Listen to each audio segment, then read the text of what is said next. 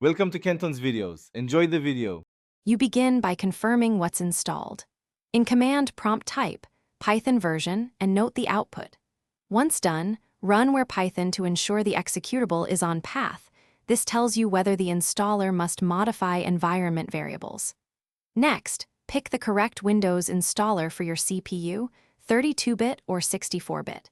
Make sure to download it now so the upgrade proceeds uninterrupted. This first action avoids conflicts later and prepares you to run the installer with the right options.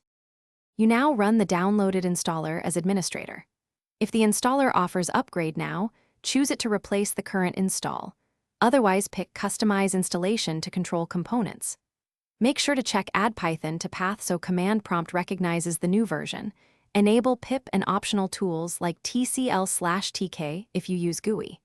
If you need system-wide access, choose Install for all users and set the install directory. These choices affect how you call Python and how packages install. You finish by verifying the upgrade.